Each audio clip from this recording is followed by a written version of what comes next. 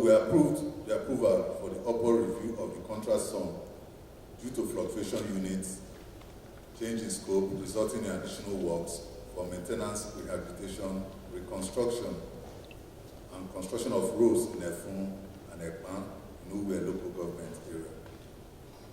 We equally approved for the upward review of the contract sum due to the increase in the cost of construction materials, equipment for the construction of Stadium Road, Ukorodo in Warri Southwest local government. We approved for the upward review of rates of the contract for the construction of Jeremiah Ebo Street, Mwawolo Road / Frank and Kim Okolo Drive / Sir Obiora Obidigwe Street, and a discharge drain to Ngozi Ebora Street, Opanam, in Oshimili North local government. This is phase 2 of the said project.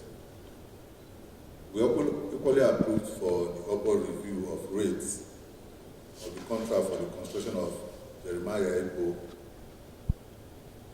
Mwawolo Road, Frank and Kim, Okolo Drive / Sir Obiora Obidigwe Street, and discharge drain to Ngozi Ebora Street, Opanam, in Oshimili North local government. This one is the phase 1.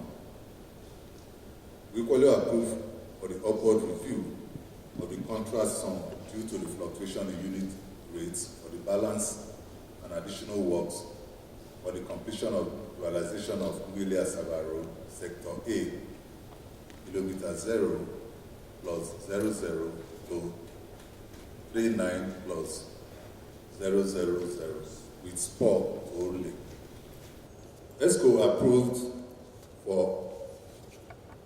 the upward review of the contract sum due to change of scope, additional work, and increase in unit rates for the construction of drainage channels from Owa Alero and environs through Owa Alizomo and Owa Ofie to link Iyama stream in Ekan Northeast local government. We equally approve the appointment of His Royal Majesty Obi Charles Ikechukwu Abiagom as the Obi of Ubulubu Kingdom in Anyocha North local government.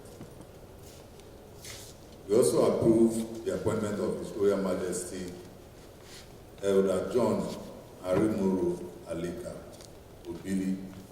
Ibili as the Oparuku of Idumesa in Ekan North East local government. To all of you members, there was a bit of a hiccup with Sector A due to the inability of the contractor handling it to meet up with his own part of the bargain. He apparently did not have the technical know-how, so that contract was determined and re-awarded to another company. Sector C also had such a challenge.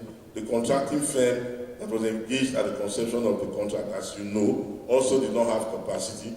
After a couple of years, it was determined that the contractor would not be able to accomplish the job. So the project was determined, it was redesigned. Sector C1 specifically was redesigned to include a fresh new bridge. And that bridge is on both sides, our dual carriageway. Now, if you are familiar with that road, the path through which we're driving presently, not the one that is being constructed, not the new path from Sector C, that's from Osisa to Ogwashiku Junction. You will know that that road is completely gone now. So as soon as the other lane is ready, we're going to divert all traffic from that lane down to the new lane, and 25 kilometers of that lane will have to be scarified, compacted, and re-asphalted. That, of course, is bearing the cost. So if you ask for the exact figures with respect to from when it was awarded and the number of reviews it had experienced up to this point in time, we can't give you exact figures right now without consulting the board. But I think reasonably, considering the rates as of today and taking into consideration checkered history of this very important project. I think Delta State government, under the leadership of His Excellency Right Sheriff Oborevwori, has been able to save the people of Delta State quite some money. I can tell you at about within the range of 5-6 billion naira has been saved through His Excellency's direct negotiation with the contracting firm to ensure that this project moves forward and is brought to completion.